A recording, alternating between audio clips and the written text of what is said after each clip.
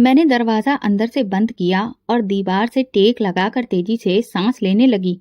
मेरे हाथ कांप रहे थे, दिल बेतहाशा धड़क रहा था और माथे पर पसीने की बूंदें जमा हो रही थीं।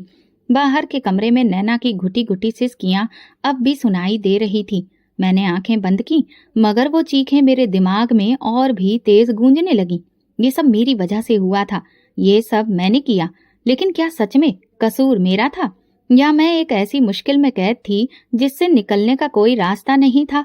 मेरी शादी को 3 साल हो चुके थे, लेकिन ऐसा लगता था जैसे मैंने सारी जिंदगी किसी के कहने में गुजार दी हो।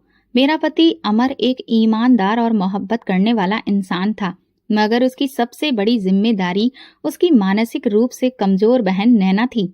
नैना एक मासूम बच्ची के जैसी थी। हालांकि उसकी उम्र 25 साल थी, वो दुनिया की चालाकियों से बेखबर एक ऐसे बच्चे की तरह थी जो कभी बड़ा नहीं होता। मगर मुश्किल ये थी कि वो सिर्फ मानसिक रूप से नहीं बल्कि शारीरिक रूप से भी मोहताज थी। उसकी एक टांग खराब थी, जिसकी वजह से वो ज्यादातर वक्त घर पर ही रहती थी। जब भी मेरी शादी हुई तो अमर ने साफ कह दिया था कि नैना उसकी सबसे बड़ी जिम्मेदारी है। शुरुआत में मैंने सब्र किया और खुद को समझाया कि नैना बेकसूर है, वो मासूम है, उसकी देखभाल करना मेरा कर्तव्य है। मगर वक्त के साथ साथ नैना की हरकतें मेरी बर्दाश्त खत्म करने लगी। वो खाने के बर्तन गिरा देती, हर वक्त दीवारों पर लकीरें खींच देती, कपड़ों को बेवजह फाड़ देती और सबसे बढ़कर हर वक्त मुझसे चिपकी रहती। अमर सुबह काम पर चले जाते और शाम को थके हारे लौटते, जबकि नैना की सारी जिम्मेदारी मुझ पर होती। आज भी ऐसा ही एक दिन था। मैंने दिन भर काम किया, घर संभाला और रात हुई तो बस कुछ पल आराम करना चाहती थी। मगर जैसे ही मैंने चाय का कप हाथ में लिया, नैना दौड़ती हुई आई और टेबल से मेरा पसंदीदा कप नीचे गिरा दिया। चीनी का कप फर्श पर गिरा और टूट कर बिखर गया। मेरा सब्र टूट चुका था। मैंने गुस्से में नैना को बाजू से पकड़ा और जोर से झिंझोड़ा, तुम हमेशा ऐसा क्यों करती हो? तुम्हें समझ में क्यों नहीं आता? नैना का चेहरा खौफ से सफेद पड़ गया था। वो सहम कर पीछे हटी। उसने कुछ कहना चाहा, मगर उसकी आंखों में आंसू तैरने लगे। मैंने अपनी सांसों को काबू में करने की कोशिश की, लेकिन दिल के अंदर अजीब बेचैनी थी। उसी रात मैंने पहली बार सोचा, अगर नैना मेरी जिंदगी से चली जाए तो क्या होगा? मैं खुद को कई बार समझा चुकी थी कि वो एक मासूम बच्ची के जैसी है, मगर मेरी बर्दाश्त अब खत्म हो रही थी। आज मैंने दोपहर के खाने के बाद किचन साफ किया और अपनी पसंदीदा चीनी की प्लेट अलमारी में सजा दी। वो प्लेट मेरी माँ की निशानी थी और मैं उसका बहुत ख्याल रखती थी।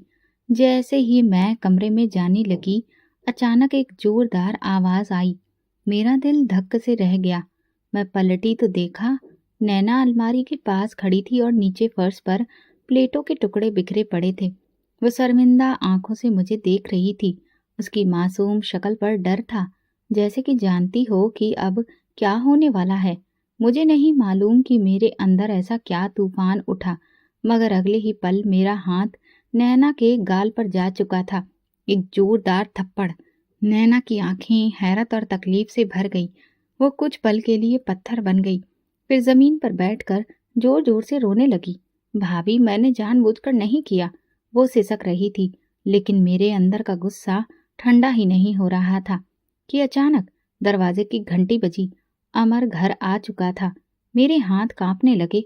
मैं जल्दी से नैना के आंसू पोंछे और उसे कमरे में भेज दिया। अमर अंदर आया और मैंने मुस्कुराकर कहा, नैना सो रही है। लेकिन दिल में बेचैनी की चिंगारी सुलग चुकी थी। नैना की लगातार रुलाई की आवाज मेरे कानों में गूंज रही थी, मगर मैंने अपने कमरे का दरवाजा अंदर से बंद कर लिया था। मैं चुपचाप आंखें बंद कर ली, लेकिन नींद आना तो दूर, मेरे दिमाग में एक अजीब सी हलचल मची हुई थी। ये सिलसिला आखिर कब तक चलेगा? मैंने खुद से सवाल किया और फिर मन में खतरनाक ख्याल पैदा होने लगे। अगर नैना मेरी जिंदगी से निकल जाए तो कैसा होगा? पहले तो मैंने खुद को इस ख्याल से दूर किया। मैं ऐसा सोच भी कैसे सकती हूँ? मगर जितना मैं इस ख्याल से बचने की कोशिश कर रही थी, उतना ही वो मेरे दिमाग में जड़ पकड़ने लगा। मैंने गहराई से सोचना शुरू किया, अगर मैं उसे किसी अनाथालय में छोड़ दूं? नहीं, अमर कभी भी ये बर्दाश्त नहीं करेगा। अगर मैं किसी तरह उसे किसी हादसे का शिकार कर दूं? नहीं, ये बहुत खतरनाक है। जहर? ये ख्याल पहली बार मेरे मन में आया तो मेरा शरीर कांप उठा। फिर मैंने गहरी सांस ली और सोचा, ये सबसे आसान तरीका है। कोई सबूत नहीं, कोई शक नहीं, और सबसे बढ़कर नैना को तकलीफ नहीं होगी। मगर मैं ये सब क्यों सोच रही थी? मैं इतनी पत्थर दिल कैसे हो सकती थी? मैंने खुद को रोकने की कोशिश की, मगर दिमाग में वही ख्याल घूम रहे थे। अगले दिन नैना ने खाने के दौरान अचानक फरमाइश की, भाभी, मुझे वो वाली खीर चाहिए जो आपने पिछली बार बनाई थी। मैं चौंक कर उसे देखने लगी। नैना की आंखों में मासूमियत थी, मगर मेरे दिल में तूफान उठ चुका था। हाँ, जरूर बना दूंगी, मैंने धीमी आवाज में कहा। वो खुशी से ताली बजाने लगी, लेकिन मैं अंदर ही अंदर किसी और ही दुनिया में खो चुकी थी। अगर मैं उसे खीर में जहर मिलाकर दूं तो? ये सोचते ही मेरे हाथ कांपने लगे, मगर ये ख्याल दिमाग से जाने का नाम नहीं ले रहा था। नैना की खुशी से चमकती आंखें मुझे अंदर से बेचैन कर रही थीं। वो बार बार मेरे पीछे आकर मासूमियत से पूछ रही थी, भाभी खीर कब बनेगी? मैं मुस्कुराकर जवाब दे रही थी, मगर मेरे अंदर एक तूफान उठ रहा था। मुझे जहर चाहिए था, लेकिन सवाल ये था कि लाऊं कहाँ से? अगर मैं बाजार जाकर किसी से पूछती तो शक हो सकता था। अगर मैं किसी दवाई में जहर मिलाने की कोशिश करती तो गलती हो सकती थी। मैंने कई दिन तक सोचा, मगर कोई सुरक्षित रास्ता नहीं मिला। ये मौका कब और कैसे मिलेगा? फिर एक दिन मौका खुद मेरे दरवाजे पर आ गया। अमर को ऑफिस के काम से दूसरे शहर जाना था और वो 2 दिनों के लिए घर से जा रहा था। उसके जाते ही मेरे दिल में एक शैतानी ख्याल उतरा। अब मेरे पास वक्त था। अब मैं बिना किसी शक और डर के अपना प्लान तैयार कर सकती थी। उसी रात मैंने खीर बनाने की तैयारी शुरू कर दी। नैना खुशी से मेरे आसपास घूम रही थी। कभी चम्मच लेकर भागती, कभी बर्तन खटखटाकर कहती, भाभी मैं भी मदद करूं? उसकी मासूमियत देखकर मेरा दिल एक पल के लिए कमजोर पड़ने लगा, मगर मैंने फौरन खुद को संभाला। यही सबसे बेहतरीन रास्ता है, यही एक हल है। मैंने नैना को बाहर भेज दिया और खीर पकने दी। जैसे ही वो तैयार हुई, मैंने कांपते हाथों से एक छोटे से जार से पुड़िया निकाली और खीर में मिला दी। ये जड़ी बूटी का जहर था, धीरे धीरे असर करने वाला, ऐसा कि नैना को ज्यादा तकलीफ ना हो, मगर कुछ घंटे में उसका दिल बंद हो जाए। मेरे हाथ पसीने से भीग चुके थे। नैना भागती हुई आई और खुशी से चम्मच लेकर बैठ गई। भाभी, आप दुनिया की सबसे अच्छी भाभी हैं, उसने मासूमियत से कहा। मेरे अंदर कुछ टूटने लगा, लेकिन मैं चुप रही। खाओ नैना, मैंने जबरदस्ती मुस्कुराते हुए कहा। उसने खीर का पहला चम्मच मुंह में डाला और खुशी से आंखें बंद कर ली। वो बहुत मजेदार है, वाह, वह बोली और चम्मच दर चम्मच खाने लगी। मेरी सांसें रुकने लगी। अब मुझे बस सब्र करना था। नैना हंसते खेलते मेरे सामने बैठी थी और मैं जानती थी कि कुछ घंटों में सब खत्म हो जाएगा। लेकिन मैं ये नहीं जानती थी कि सच्चाई मेरी सोच से भी कहीं ज्यादा खौफनाक थी। नैना ने खीर का आखिरी चम्मच भी मजे से खा लिया और मासूमियत से मेरी तरफ देखा। भाभी, मुझे आपके हाथ की बनी खीर बहुत पसंद है। मेरे अंदर कुछ और टूटने लगा। मैं जबरदस्ती मुस्कुराकर सिरे से बर्तन समेटने लगी, लेकिन मेरे हाथ कांप रहे थे। नैना हंसती खेलती अपनी गुड़िया से बातें करने लगी, जैसे उसे कुछ खबर ही ना हो। मैं किचन के सिंक में हाथ धोते हुए खुद को आईने में देख रही थी। मेरी आंखें लाल हो रही थीं, चेहरा सफेद पड़ता जा रहा था, जैसे मैं कुछ और ही बन चुकी थी। भाभी, उसकी कांपती हुई आवाज सुनकर मैं चौंक गई। दिल इतनी जोर से धड़कने लगा कि लगा मेरी पसलियां टूट जाएंगी। नैना फर्श पर गिर चुकी थी। वो अपने पेट को जोर से पकड़कर रो रही थी। उसका चेहरा पसीने से भीग चुका था और उसकी आंखों में खौफ था। भाभी, मुझे बहुत दर्द हो रहा है। उसकी आवाज किसी मासूम बच्चे की तरह कांप रही थी। मैंने कदम पीछे खींचा, मेरे पैर लड़खड़ाने लगे। अब हो रहा है, सब कुछ हो रहा है जैसा मैंने चाहा था। नैना ने फर्श पर तड़पना शुरू कर दिया। वो हिचकियों से भरने लगी। वो जोर जोर से भगवान का नाम लेने लगी। भगवान, मुझे बचा लो। मेरी आंखें फैल गईं, मेरे शरीर में खून जम गया। ये मैंने क्या कर दिया? नैना की चीखें अब मेरी आत्मा की परीक्षा लेने लगी थीं। मैंने दरवाजे की तरफ देखा। क्या मैं बाहर जाकर किसी को बुला लूं? नहीं, अगर मैंने ऐसा किया तो सच सबके सामने आ जाएगा। मुझे कुछ करना होगा, मुझे सब कुछ खत्म करना होगा। मैं लड़खड़ाते कदमों से चलती हुई कमरे की कुंडी लगा दी। किसी को कुछ पता नहीं चलेगा, बस थोड़ा और सब्र। बाहर नैना की आवाज़ें कमज़ोर होने लगी। मैंने आंखें बंद कर ली और दीवार से टिककर ज़मीन पर बैठ गई। मेरी सांसें फूल रही थीं। कुछ मिनटों के बाद सब कुछ खामोश हो गया। मैंने खुद से कहा, ये खत्म हो गया है, नैना मर चुकी है। मैंने धीरे धीरे दरवाजे के पास जाकर कान लगाए। कमरे में बिल्कुल सन्नाटा था, एक भी सांस की आवाज़ नहीं आ रही थी। मैंने अपनी कांपती हुई उंगलियां दरवाजे की कुंडी पर रखी। अब बस एक नज़र देखना है, फिर सब कुछ खत्म। लेकिन मुझे नहीं पता था कि दरवाज़ा खोलते ही मेरी जिंदगी का सबसे भयानक लम्हा मेरा इंतज़ार कर रहा था। जैसे ही मेरी नज़र कमरे के अंदर गई, मेरे मुंह से एक चीख निकल गई। नैना वहीं ज़मीन पर पड़ी थी। उसके हाथ ढीले हो चुके थे, आंखें बंद थीं, चेहरा जड़ था। ये खत्म हो चुकी है। मेरे दिमाग ने मुझे यकीन दिलाने की कोशिश की, मगर अगले ही लम्हे मेरी आंखें हैरत से फट गईं। नैना की छाती हल्के हल्के ऊपर नीचे हो रही थी। वो जिंदा थी। मेरे पैरों से जैसे जान निकल गई। मैं दरवाजे के किनारे को मजबूती से पकड़कर खुद को संभालने की कोशिश करने लगी। ये कैसे मुमकिन था? मैंने तो जहर मिला दिया था, फिर ये अब तक जिंदा क्यों थी? मेरा दिल जोर जोर से धड़कने लगा। मैं चुपचाप ध्यान से देखने लगी। नैना की सांसें बहुत धीमी थीं, जैसे किसी भी पल खत्म हो सकती थी, मगर वो अब तक मौत के दरवाजे तक नहीं पहुंची थी। मेरे अंदर डर की एक लहर दौड़ गई। अगर वो बच गई, अगर होश में आ गई, अगर उसने सबको बता दिया कि मैंने उसे खीर में जहर दिया था। नहीं, ऐसा नहीं हो सकता। मैंने अपने आप से कहा, मुझे कुछ करना होगा, जल्दी ही। अब मेरे मन में हजारों ख्याल आ रहे थे। मैं उसे अस्पताल ले जाऊं? नहीं, डॉक्टर जहर की निशानदेही कर सकते हैं। मैं अमर को फोन करके बताऊं? नहीं, वो कभी भी मेरे यकीन ही नहीं करेगा। अब तो कोई रास्ता निकालना ही होगा। मैं जल्दी से कमरे में इधर उधर देखने लगी। मैंने सोचा कि नैना को कहीं ले जाकर छोड़ दूं, किसी ऐसी जगह जहां पर कोई उसे ढूंढ ना सके। शायद किसी सुनसान गली में, शायद किसी वीराने इलाके में। मैं कांपते हाथों से नैना के बेजान शरीर को हिलाने लगी।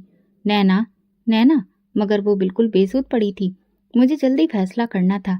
अगर ज्यादा वक्त लगाया तो कोई भी अंदर आ सकता था और फिर मैं बुरी तरह से फंस जाती। बस थोड़ा सा हौसला मेघना, थोड़ा सा और। मैंने खुद को यकीन दिलाया और जल्दी से पुराने कंबल में नैना को लपेटने लगी।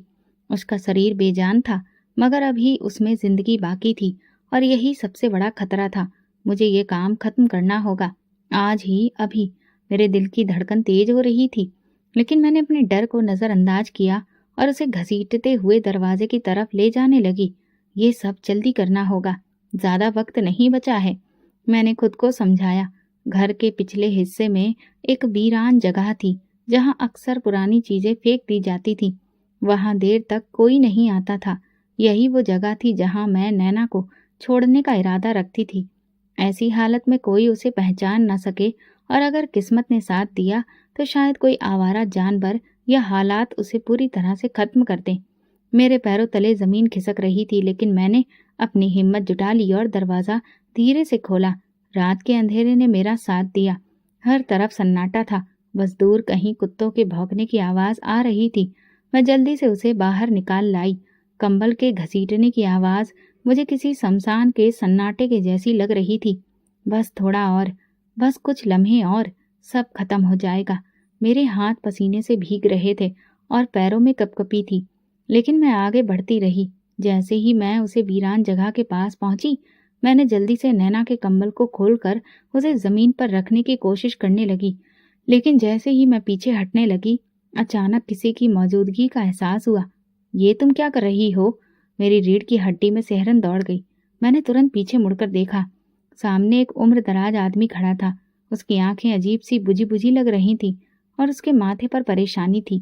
चांद की धीमी रोशनी में उसका चेहरा ठीक से नहीं दिख रहा था, लेकिन उसकी आवाज में शक्ति थी। मेरा दिल घबरा गया। मैं तुरंत कंबल पर हाथ रखकर उसे दोबारा लपेटने लगी, ताकि नैना नजर ना आए। ये मेरा पर्सनल मामला है, मैंने लड़खड़ाती आवाज में कहा, मगर वो शख्स अपनी जगह से हिला नहीं। उसकी नजर मुझ पर जमी हुई थी, जैसे वो सब कुछ समझ चुका हो। ये क्या है? तुमने जमीन पर क्या फेंका है? वो धीरे धीरे मेरी ओर आने लगा। मेरे दिमाग में खतरे की घंटियां बजने लगी। अगर उसने कंबल हटा दिया तो सब कुछ खत्म हो जाएगा। मैंने फौरन पीछे हटने की कोशिश की, लेकिन मेरा शरीर बेजान हो चुका था। ये सिर्फ पुराने कपड़े हैं, मैं उन्हें देखने आई थी, मैंने हकलाते हुए कहा, मगर उस इंसान की नज़र अभी भी मुझ पर टिकी थी। उसने शक की निगाह से कंबल की तरफ देखा, फिर मेरी कांपती हालत को ध्यान से देखा। मुझे लगता है यहाँ कुछ और चल रहा है। मैंने महसूस किया कि मेरे शरीर से खून खिंच गया हो। ये कौन है? क्या ये सब जान चुका है? ये सब कुछ मेरे खिलाफ हो रहा था और अब मेरा खेल और ज्यादा खतरनाक हो चुका था। ये क्या है और तुम यहाँ पर क्या कर रही हो? उसकी आवाज सख्त थी।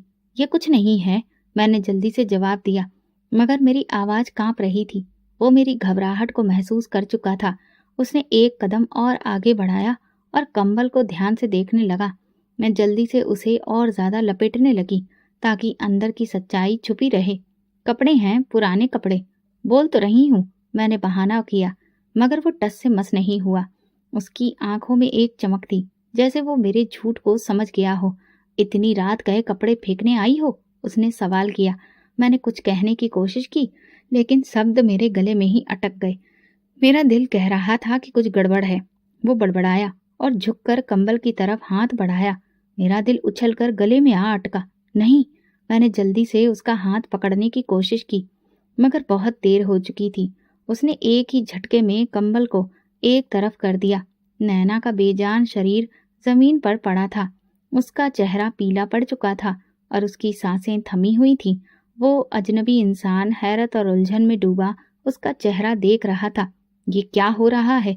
ये लड़की कौन है? वो गुस्से में चिल्लाया। ये मेरी ननद है। वो बेहोश हो गई थी। मैं उसे ताजा हवा में लाने के लिए बाहर लाई थी। मैंने झूठ गढ़ लिया, मगर वो मुझे घूरने लगा। बेहोश हो गई थी? तो तुमने एम्बुलेंस क्यों नहीं बुलाई? तुम इसे इस तरह क्यों घसीट रही थी? मैंने कोई जवाब नहीं दिया। मेरे पास कोई जवाब था ही नहीं। क्या तुमने इसे कोई नुकसान पहुंचाया है? उसने सख्ती से पूछा। नहीं, मैंने कुछ नहीं किया, मैं लगभग चिल्लाई, मगर अब उसका शक और गहरा हो गया था। अचानक उसने नैना का हाथ पकड़ा और उसकी नब्ज चेक करने लगा। कुछ देर के बाद उसका चेहरा और ज्यादा गंभीर हो गया। ये जिंदा है, लेकिन इसकी हालत ठीक नहीं लग रही, वो बोला। फिर उसने बिना किसी और सवाल के अपने जेब से मोबाइल निकाला और एक नंबर डायल किया। हेलो, एम्बुलेंस भेजो, फौरन। मेरी आंखें डर के मारे फैल गईं। ये सब मेरे काबू से बाहर हो रहा था। अब जो कुछ होने वाला था वो मेरे लिए सबसे बड़ा खतरा साबित हो सकता था। ये सब गलत हो गया, मुझे ये सब नहीं करना चाहिए था, मगर अब पछताने का कोई फायदा ही नहीं था। तिलक मेरे साथ ही अस्पताल की इमरजेंसी वार्ड में खड़ा था। वो बार बार मुझ पर शक की नजर डाल रहा था और मैं खुद को उसके सवालों से बचाने के लिए चुप थी। नैना को स्ट्रेचर पर डालकर अंदर ले जाया गया। मेरी नजरें उसके बेजान चेहरे पर जम गई थीं।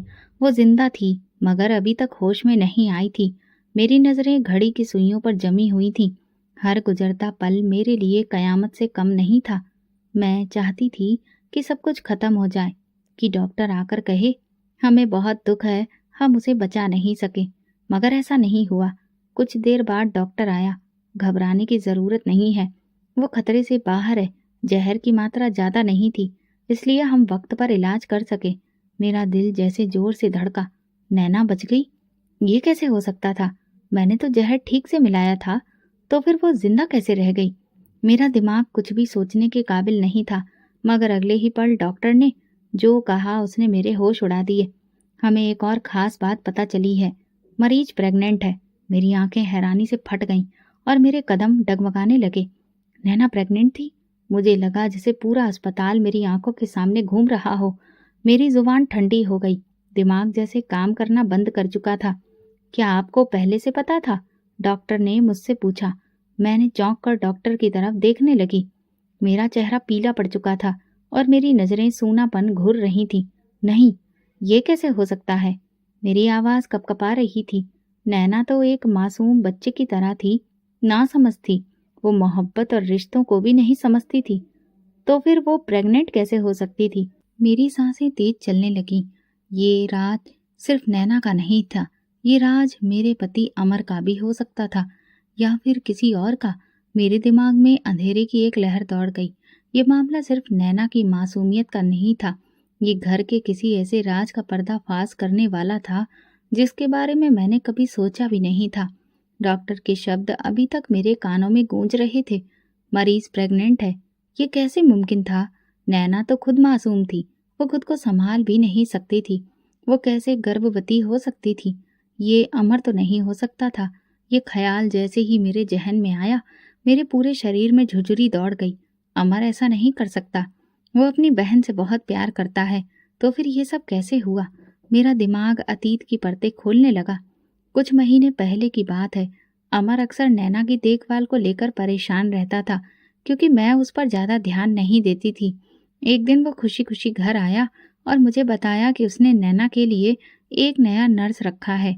रवि नाम है उसका। बहुत ईमानदार है और अच्छे दिल वाला लगता है। नैना का बहुत अच्छा ख्याल रखेगा। मैंने ज्यादा ध्यान नहीं दिया था, क्योंकि मैं हमेशा नैना को नजरअंदाज करती रहती थी। शुरू में रवि वाकई अच्छा नर्स साबित हुआ था। वो उसकी हर जरूरत का ख्याल रखता, उसे वक्त पर खिलाता, उसके साथ हल्का फुल्का खेलता भी था। नैना उसके साथ काफी खुश दिखाई देती थी। अमर भी अब निश्चिंत था कि अब नैना को देखने वाला कोई है। मगर फिर अचानक वो गायब हो गया। ये ख्याल बिजली की तरह मेरे दिमाग में कौंधा। हाँ, मैंने एक दिन देखा था कि नैना बहुत खामोश बैठी थी, जैसे कुछ हुआ हो। जब मैंने अमर से रवि के बारे में पूछा, तो उसने बस इतना कहा, पता नहीं कहाँ चला गया, फोन भी बंद है और एजेंसी वालों को भी उसके बारे में कुछ नहीं पता। तो क्या ये सब उसी रवि की हरकत थी? मेरा दिल जोर जोर से धड़कने लगा। अगर वाकई ऐसा था तो इसका मतलब था कि नैना का इस्तेमाल किया गया था। वो नैना जो खुद को संभाल भी नहीं सकती थी, वो किसी का शिकार बन गई थी। मैंने उसकी हालत पर कभी गौर भी नहीं किया। पछतावे और खौफ ने मेरे शरीर को जकड़ लिया था। मैंने उसे हमेशा अपने लिए बोझ समझा, मगर मैंने कभी ये नहीं देखा कि वो खुद कितनी कमजोर थी। मगर अब जो हो चुका था, उसे बदला नहीं जा सकता था। मुझे अमर को बताना होगा। ये सच्चाई मेरी सोच से कहीं ज्यादा खौफनाक थी। मैंने खुद को संभालने की कोशिश की, मगर अंदर ही अंदर एक खौफ मेरी वजूद को जकड़ता जा रहा था। अगर पुलिस मामले में आई तो कहीं जहर देने का राज भी ना खुल जाए। अमर के कदमों की आवाज करीब आ रही थी। मैंने सर उठाया और देखा कि वो तेजी से मेरी तरफ बढ़ रहा था। उसके चेहरे पर परेशानी, आंखों में बेचैनी और माथे पर गहरी सिलवटें थी। वो मेरे करीब पहुंचा और बड़े ही सताए लहजे में पूछा, नैना कहाँ है? वो कैसी है? मैंने बहुत मुश्किल से खुद को संभाला और धीरे से कहा, वो ठीक है। डॉक्टर कह रहे हैं कि जहर की खुराक ज्यादा नहीं थी, इसलिए वक्त पर इलाज हो गया। अमर ने हैरानी से मेरी तरफ देखा। जहर? नैना को जहर दिया गया था? नहीं, शायद कुछ खराब खा बैठी थी। मैंने जल्दी से सफाई दी, मगर मेरी आवाज में घबराहट थी। अमर ने गहरी सांस ली, जैसे कुछ सोच रहा हो, फिर बोला, मुझे उससे मिलना है। मैंने बस हामी में सिर हिलाया। हम दोनों वार्ड की तरफ बढ़ने लगे। नैना अभी बेहोश थी, उसके चेहरे पर परेशानी छाई थी। अमर ने उसकी तरफ एक नजर देखा, धीरे से उसके सिर पर हाथ रखा। उसकी आंखों में बहुत दुख था। कुछ लम्हों बाद डॉक्टर आया। उसने अमर को देखा और गंभीरता से कहा, मिस्टर अमर, हमें आपसे जरूरी बात करनी है। अमर ने चौंक कर डॉक्टर की तरफ देखा। क्या नैना की हालत अभी भी खतरे में है? डॉक्टर ने गहरी सांस ली। नैना बेहतर हो रही है, मगर हमें कुछ और पता चला है। आपको इसके लिए तैयार रहना होगा। अमर उलझन में पड़ गया। क्या मतलब? क्या बात है? डॉक्टर ने एक पल के लिए मुझे देखा और फिर अमर को सीधा देखते हुए कहा, नैना प्रेग्नेंट है। ये सुनकर अमर का रंग उड़ गया। उसने एक पल के लिए कुछ नहीं कहा, जैसे उसकी सांसें रुक गई हों। फिर उसने धीरे से सिर झटका, जैसे यकीन नहीं आ रहा हो कि ये क्या कहा जा रहा है। आप ये कैसे कह सकते हैं? डॉक्टर ने अफसोस के साथ सर झुकाया। हमने टेस्ट किया है, रिपोर्ट्स बिल्कुल सही हैं। नैना पेट से है। उसकी मानसिक हालत को देखते हुए ये मामला बहुत संजीदा है। अमर एक पल के लिए बिल्कुल चुप हो गया, फिर उसके चेहरे की हालत गुस्से में बदलने लगी। उसने कसकर मुट्ठियां भींच ली। ये किसने किया? वो गुस्से से दहाड़ा। मैंने महसूस किया कि मेरी सांसें रुकने लगी थी। अगर अमर को पता चल गया कि नैना के साथ ये जुल्म किसने किया है, तो वो किसी भी हद तक जा सकता है। ये केस पुलिस में जाएगा। अमर ने एकदम से फैसला किया। नैना के साथ जो कुछ हुआ, मैं उसे यूं ही जाने नहीं दूंगा। मेरा दिल जैसे गले में आ गया। पुलिस नहीं, अगर जांच हुई तो, अगर किसी को जहर के बारे में पता चल गया तो। मेरी आंखों के सामने अंधेरा छाने लगा। मैं गुनाह छुपाने की कोशिश कर रही थी, मगर अब हालात मेरे काबू से बाहर हो रहे थे। ये जो भी किया गया है, मैं मुजरिम को छोड़ूंगा नहीं। अमर की आवाज में एक प्रतिज्ञा थी। हाँ, पुलिस को तुरंत जानकारी देनी चाहिए। नैना की हालत खुद से नहीं हुई, उसे किसी ने नुकसान पहुंचाया है। अमर ने सख्ती से कहा और फोन निकालकर नंबर मिला दिया। मेरा दिल तेजी से धड़कने लगा। कुछ ही घंटे में पुलिस अस्पताल पहुंच चुकी थी। एक इंस्पेक्टर और 2 कांस्टेबल अंदर दाखिल हुए और अमर ने फौरन उन्हें सारी बात बतानी शुरू कर दी। मैं चुपचाप खड़ी थी, मगर मेरे अंदर खौफ का साया बढ़ता जा रहा था। नैना की हालत इस वक्त नाजुक है, वो बेहोश है, मगर हमें पता चला है कि वो पेट से है। अमर ने दांत पीसते हुए कहा। वो एक मासूम बच्चे की तरह है, उसे कुछ पता नहीं चलता। फिर ये सब कैसे हो सकता है? इंस्पेक्टर ने गंभीरता से सारी बात सुनी और पूछा, क्या आपको किसी पर शक है? अमर कुछ लम्हे खामोश रहा, फिर उसने गहरी सांस ली। कुछ महीने पहले एक नर्स था, वो ना जाने कहाँ गायब हो गया था। शायद वो। इंस्पेक्टर ने नोटबुक निकालकर कुछ लिखा और कहा, हमें रवि के बारे में सारी जानकारी चाहिए होगी और हम नैना की मेडिकल रिपोर्ट का भी जायजा लेंगे।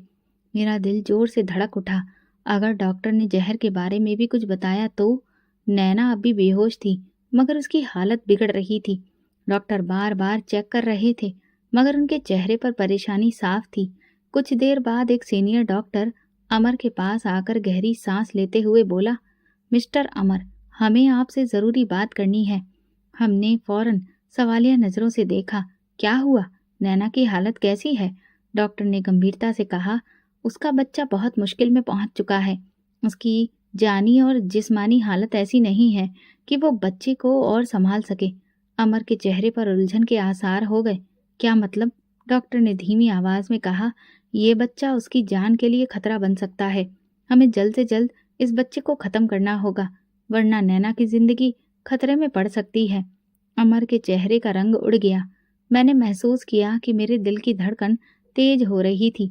ये सब बहुत तेजी से बदल रहा था। हमने गहरी सांस ली और झुककर कहा, अगर नैना की जिंदगी खतरे में है तो हमें ये कदम उठाना होगा। मुझे नैना की जान ज्यादा प्यारी है। डॉक्टर ने सहमति में सिर हिलाया और कार्रवाई की तैयारी करने चला गया। मैंने अंदर ही अंदर एक ठंडी सांस ली। ये राज हमेशा के लिए दफन हो जाएगा। बच्चा खत्म होने के बाद शायद मामला ठंडा हो जाए, शायद पुलिस भी ज्यादा जांच ना करे। नैना के ऑपरेशन के बाद अस्पताल में एक अजीब सी खामोशी छा गई थी। पुलिस ने अपनी तहकीकात तेज कर दी थी और उनका पहला शक रवि पर ही था। नैना का नर्स। मैं उस दिन किचन में चाय बना रही थी जब मेरा फोन बजा। स्क्रीन पर नाम लिखा था, थाना सिटी पुलिस। मेरी सांसें रुक गईं। मैंने कांपते हाथों से कॉल रिसीव की। मैम, हमें आपको एक जानकारी देनी है। हमने रवि को गिरफ्तार कर लिया है, आपको तुरंत थाने आना होगा। मेरी उंगलियां ठंडी पड़ गईं। गिरफ्तार? मैंने मुश्किल से सवाल किया। हाँ, मगर मामला बहुत पेचीदा हो गया है। बेहतर होगा कि आप खुद आकर सुने। थाने के अंदर जाते वक्त मेरा दिल जोर जोर से धड़क रहा था। मैं अंदर जाकर अमर को देखा, जो पहले से वहां मौजूद था। उसके चेहरे पर गुस्सा और बेचैनी साफ दिख रही थी। इंस्पेक्टर हमारी तरफ बढ़े। हमने बड़ी मुश्किल से रवि को ढूंढा, मगर आपको जो कुछ सुनने वाले हैं उसके लिए तैयार रहिए। मैंने कहा, उसे अंदर लाइए। कुछ लम्हे बाद 2 कांस्टेबल रवि को हथकड़ियों के साथ अंदर लाए। वो पहले से ज्यादा कमजोर और परेशान लग रहा था, मगर उसकी आंखों में खौफ से ज्यादा बेबसी थी। अमर का गुस्सा काबू से बाहर हो रहा था। वो आगे बढ़ा और दहाड़ा, सब तुमने किया। तुमने मेरी मासूम बहन के साथ जुल्म किया। रवि ने फौरन इनकार में सिर हिलाया। नहीं, मैंने कुछ नहीं किया। अमर ने मुट्ठियां भींच ली। झूठ बोलना बंद करो। तुम अचानक गायब हो गए थे। तुम ही नैना के पास थे, और फिर कौन हो सकता है? रवि की आंखों में आंसू आ गए। भगवान की कसम, मैं बेगुनाह हूँ। मैंने नैना के साथ कुछ नहीं किया। मैंने गहरी सांस ली और पहली बार अपनी डरी हुई आवाज में पूछा, तो फिर नैना का बच्चा? रवि ने मेरी तरफ देखा और जो शब्द उसने अगले पल कहे, उन्होंने मेरे शरीर में झंझनाहट दौड़ा दी। नैना का बच्चा मेरा नहीं था, वो किसी और का था। पूरा कमरा सन्नाटे में आ गया। अमर का चेहरा सख्त पड़ गया। मेरी आंखें हैरत से जम गईं। इंस्पेक्टर ने रवि को शक भरी नजर से देखा। अमर ने आगे बढ़कर उसका गिरेबान पकड़ लिया। अगर तुम नहीं तो फिर कौन है वो दरिंदा? रवि की सांसें उखड़ रही थी। मुझे नहीं पता, मगर मैं जानता हूँ कि नैना को अक्सर कोई और मिलने आता था। मेरी आंखों में अंधेरा छाने लगा। ये कैसे? जितना मैंने सोचा था उससे कहीं ज्यादा उलझा हुआ था ये मामला। और अब एक नया राज मेरे सामने खुलने वाला था। ये कैसे मुमकिन है?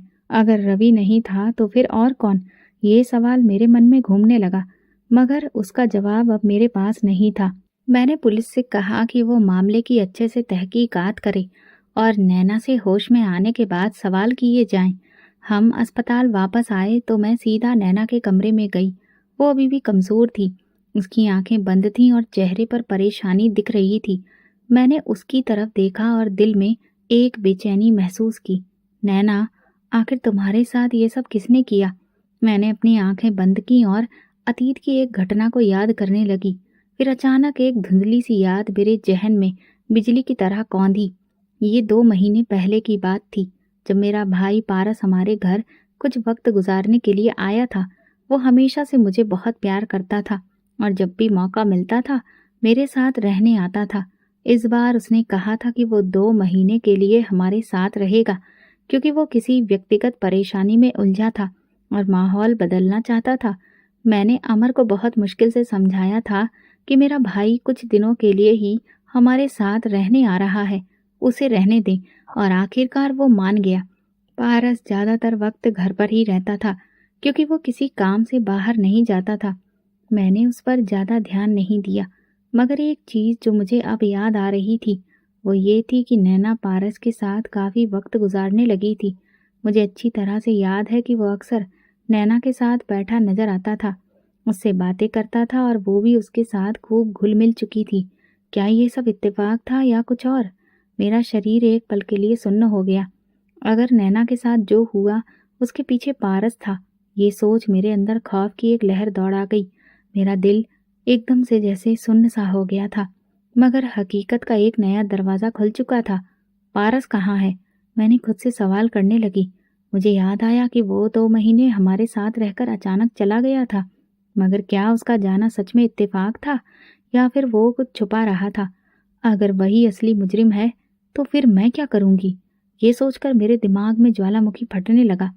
मैं यादों की भूल भुलैया में खो गई।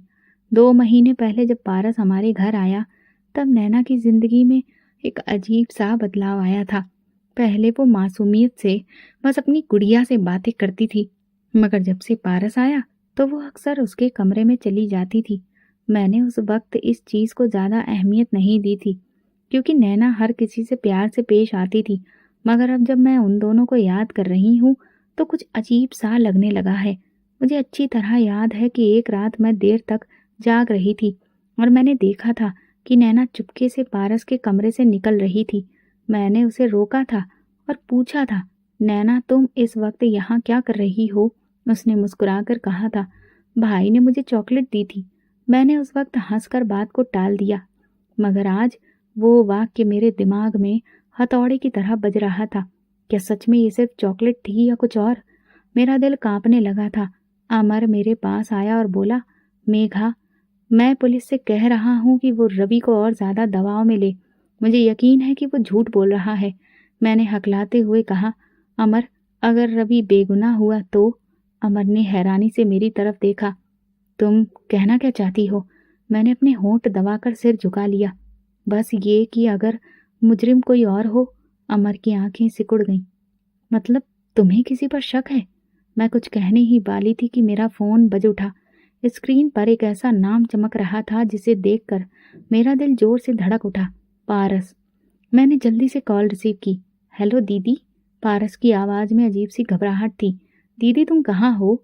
मेरी आवाज ठंडी हो चुकी थी। मैं बस आपका हाल चाल पता करना चाह रहा था। नैना कैसी है? मेरी आंखें शंका से सिकुड़ गईं। नैना के बारे में तुम्हें किसने बताया?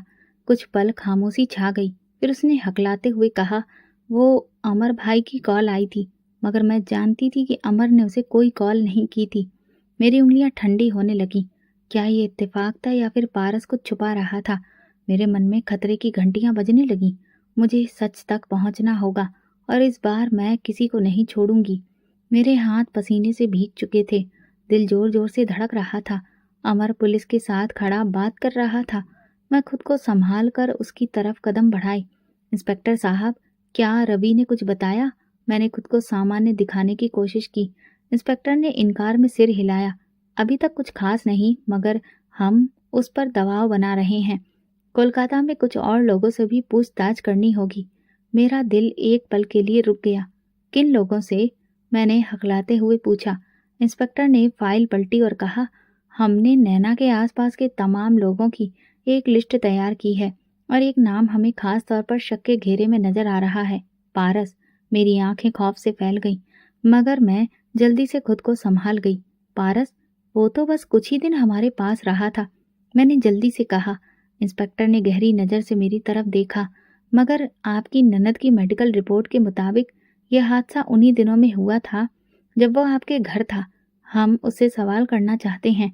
अमर का चेहरा सख्त हो गया। हाँ, उसे बुलाओ। अगर वो कुछ जानता है तो हमें सच पता होना चाहिए। मेरी सांसें रुकने लगी। अगर पारस पर इल्जाम साबित हो गया तो? नहीं, मैं ये होने नहीं दूंगी।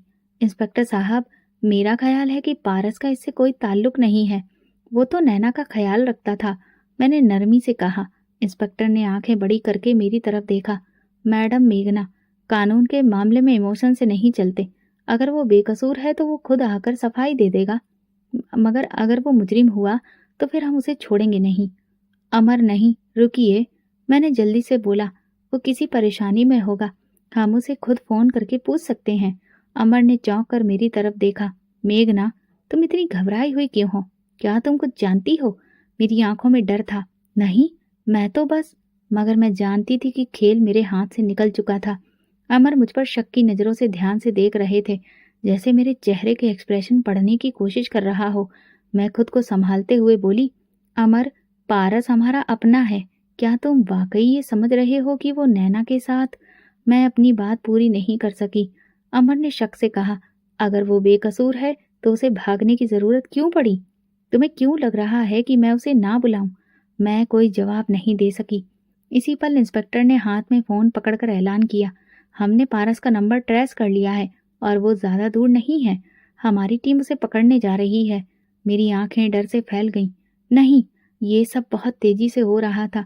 कुछ घंटे गुजर गए। मैं बेचैनी से अस्पताल के बरामदे में टहल रही थी। मेरा दिमाग तेजी से चल रहा था। मुझे कुछ करना था, कुछ ऐसा जिससे पारस को बचाया जा सके, मगर बहुत देर हो चुकी थी। इंस्पेक्टर ने हमें कॉल पर जानकारी दी, हमने पारस को गिरफ्तार कर लिया है, आप लोग थाने पहुंच जाएं। अमर ने फौरन अपनी जैकेट उठाई और गुस्से से बाहर निकलने लगा। मैंने एक पल के लिए सोचा कि उसे रोकूं, मगर ये नामुमकिन था। थाने में जैसे ही हम दाखिल हुए, मेरी नज़र सामने बैठे हुए शख्स पर पड़ी। पारस जो हथकड़ी में जकड़ा हुआ था, उसका चेहरा उलझन और खौफ से भरा था। मैं बेखबर आगे बढ़कर बोली, पारस तुम ठीक हो? पारस ने मेरी तरफ देखा। उसकी आंखों में नमी थी, मगर इससे पहले कि वो कुछ कहता, अमर गुस्से से दहाड़ा, क्या तुमने नैना के साथ ये सब किया? क्या तुम वही दरिंदे हो जिसने उसकी मासूमियत को बर्बाद किया? पारस फौरन इनकार में सिर हिलाया। नहीं, मैंने कुछ नहीं किया। दीदी, यकीन करिए। इंस्पेक्टर ने शक की नजर से देखा। तो हमें बताओ कि उन 2 महीनों में तुम नैना के साथ क्या कर रहे थे? क्यों वो तुम्हारे कमरे में आती थी? पारस की आंखों में डर उभर आया। उसने मेरी तरफ एक रिक्वेस्ट भरी नजर डाली, जैसे मदद मांग रहा हो। मैंने नैना को कभी नुकसान नहीं पहुंचाया। वो खुद मेरे पास आती थी, मैं उसे कहानी सुनाता था, उसके साथ खेलता था, बस। अमर ने गुस्से से मुट्ठियां भींच ली। झूठ मत बोलो। इंस्पेक्टर ने सांस ली और कहा, हमारे पास सबूत आ चुके हैं। पारस, अगर तुमने कुछ नहीं किया तो सच बताओ, वरना मामला और ज्यादा खराब होगा। पारस का चेहरा सफेद पड़ गया, उसके होंठ कांपने लगे। इंस्पेक्टर ने एक बार फिर सख्ती से कहा, पारस, सच बताने का ही मौका है। अगर तुम बेगुनाह हो तो हमें सच्चाई बताओ, वरना जो सबूत हमारे पास हैं वे तुम्हें बहुत दूर लेके जा सकते हैं। पारस के हाथ कांप रहे थे। उसने गहरी सांस ली और धीमी आवाज में कहा, मैंने कुछ नहीं किया। मैंने नैना को कभी नुकसान नहीं पहुंचाया, मगर मैं जानता हूं कि ये सब कैसे हुआ। अमर फौरन आगे बढ़कर उसका गिरेबान पकड़ चुके थे। तू अब बता रहा है? मैं जान से मार दूंगा तुझे। इंस्पेक्टर ने अमर को रोका। पहले उसे बोलने दीजिए। मेरी आंखें भी यकीन से फैल गईं। अगर पारस मुजरिम नहीं तो फिर कौन?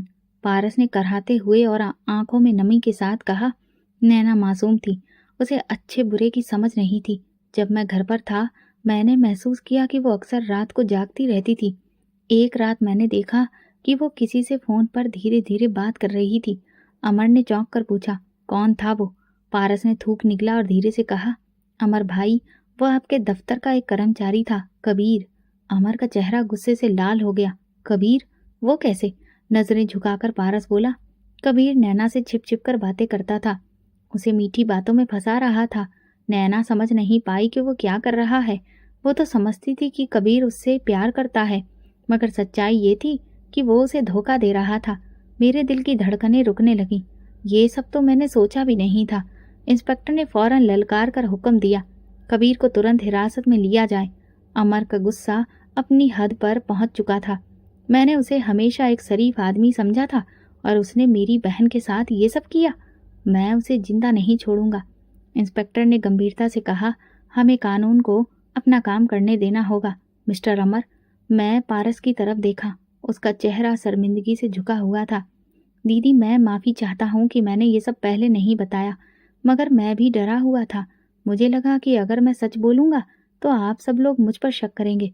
अमर गुस्से में कबीर का नाम लेकर थाने में हंगामा कर रहा था, जबकि पुलिस अमर को तहकीकात आगे बढ़ाने के लिए कह रही थी। पारस की बेचैनी बढ़ती चली जा रही थी। ना जाने क्या था जो उसे सुकून नहीं लेने दे रहा था। शायद इंस्पेक्टर साहब ने उसकी बेचैनी भांप ली थी। इंस्पेक्टर ने कहा, पारस, क्या तुम जानते हो कि तुम क्या कह रहे हो? अगर तुम्हें कुछ पता है तो अभी बता दो। पारस ने कहा, अपने हाथों से हथकड़ियां जकड़ी और धीमी आवाज में कहा, मैं जानता हूँ कि नैना के साथ क्या हुआ था, क्योंकि मैं खुद उसमें शामिल था। पूरे कमरे में जैसे बिजली गिर गई। अमर ने फौरन पलटकर पारस को घूरा। उसके चेहरे का रंग बदलने लगा। ये क्या बकवास कर रहे हो? अमर चिल्लाया। मैं यकीन नहीं कर पा रहा। उसने मेरी तरफ देखा। मेघना, तुम्हें होश भी है कि तुम क्या कह रही हो? मगर पारस ने सर झुकाकर अपनी बात जारी रखी। दीदी, मैंने नैना को कभी नुकसान पहुंचाने के बारे में नहीं सोचा था, मगर मैं उसके करीब आता गया। उसे उसकी मासूमियत में इतना डूबा पाया कि मैं अपने जज्बातों पर काबू नहीं रख सका। वो मुझे अपना समझती थी, मुझ पर भरोसा करती थी, और मैंने उसके भरोसे को तोड़ दिया। मेरी सांसें रुक गईं। अमर एकदम आगे बढ़ा और गुस्से में दहाड़ा, तो मैं तुझे जान से मार दूंगा। पुलिस अफसर ने अमर को पीछे हटाया, मगर उसके चेहरे पर गुस्से की शिद्दत कम नहीं हुई। इंस्पेक्टर ने पारस को घूरा। क्या तुम ये कबूल करते हो कि नैना के साथ जो हुआ उसमें तुम्हारा हाथ था? पारस ने धीरे से सर हिलाया। हाँ, मैं ही नैना के बच्चे का बाप था। मुझे लगा जैसे मेरे पैरों तले से जमीन निकल रही हो। ये सब झूठ है, ये नहीं हो सकता। मैं चिल्ला पड़ी। पारस, तुमने कैसे? इंस्पेक्टर ने मुझ पर सख्त नजरों से देखा और कहा, मैडम मेघना, हमें लगता है कि आप भी कुछ जानती थी। आप इस सच्चाई से रूबरू थी और उसे छुपा रही थी। मैं कुछ बोलना चाहती थी, मगर मेरे शब्द गले में अटक गए। अमर ने मेरी तरफ देखा। उसकी नजरों में वो मोहब्बत नहीं थी जो पहले हुआ करती थी। उसमें नफरत थी, शक था, धोखा था। मेघना, क्या तुम्हें सच में सब पता था? नहीं अमर, मैं नहीं जानती थी कि पारस इतना आगे बढ़ जाएगा, मगर मेरी आवाज फंस गई। इंस्पेक्टर ने अपनी नोटबुक बंद की और कहा, पारस, जुर्म कबूल करने के बाद हमें अब आप दोनों को गिरफ्तार करना होगा। मैडम मेघना, आप पर मुजरिम की मदद करने और जुर्म छुपाने का इल्जाम है। मेरी आंखों के सामने अंधेरा छा गया। नहीं, ये सब गलत हो रहा है। मगर दो पुलिस कांस्टेबल आगे बढ़े और मेरे हाथों में हथकड़ियां डाल दी। अमर ने पीछे हटकर नफरत भरी नजर से मुझे देखा। मेघना, मैं तुम पर अंधा भरोसा करता था, मगर तुमने मेरा सब कुछ बर्बाद कर दिया। मेरी आंखों से आंसू बहने लगे। मैंने अमर की तरफ देखा, मगर उसके चेहरे पर सिर्फ मायूसी थी। नैना मासूम थी, मगर मैंने उसे कभी अपना नहीं समझा, और आज मैं खुद एक मुजरिम बन चुकी थी। अंजाम मेरा नसीब था या मेरा अपना किया धरा, मगर अब पछताने का कोई फायदा नहीं था। पुलिस मुझे और पारस को ले जा चुकी थी और मेरा अंजाम मेरी आंखों के सामने था। मैंने कभी सोचा भी नहीं था कि मेरी जिंदगी का अंजाम ये होगा। मैंने नैना को बहुत समझाया, उसे जान छुड़ाने की कोशिश की, और आज मैं खुद एक बोझ बन चुकी थी। थाने पहुंचते ही पुलिस ने मुझे अलग से पूछताछ के लिए बिठा दिया। मैं जानती थी कि पारस का जुर्म साबित हो चुका था, पर मेरे लिए सबसे बड़ी मुश्किल अभी बाकी थी। इंस्पेक्टर ने मेरे सामने एक फाइल रखी और गंभीर लहजे में कहा, मैडम मेघना, हमारे पास एक और सबूत है। मेरा दिल जोर से धड़कने लगा। कौन सा सबूत? इंस्पेक्टर ने फाइल खोली और मेरे सामने अस्पताल की रिपोर्ट रख दी। नैना की, जिसमें जहर के अंश पाए गए थे। ये कोई हादसा नहीं था, ये कत्ल करने की कोशिश थी। मेरी सांसें अटक गईं। हमने नैना के जिस्म से जो जहर निकाला उसे लेबोरेटरी में जांचा गया। ये वही जहर है जो आयुर्वेदिक जड़ी बूटियों की दुकानों पर आसानी से मिल जाता है। और हमने पता किया है कि पिछले हफ्ते आपने बिल्कुल यही जहर खरीदा था। मेरी आंखों के सामने अंधेरा छाने लगा। ये कैसे मुमकिन है? ये सब कैसे हो सकता है? इंस्पेक्टर ने सख्त नजरों से मेरी तरफ देखा। क्या आप कबूल करती हैं कि आपने नैना को जहर दिया था? मैंने अमर को देखा। वो थाने के दरवाजे पर खड़ा था। उसके चेहरे पर गुस्सा और दुख था। मैंने उसकी मोहब्बत को ठुकरा दिया था, नैना की मासूमियत का गला घोटने की कोशिश की थी, और आज मैं अपने गुनाह की सजा भुगत रही थी। मेरी आंखों में आंसू आ गए।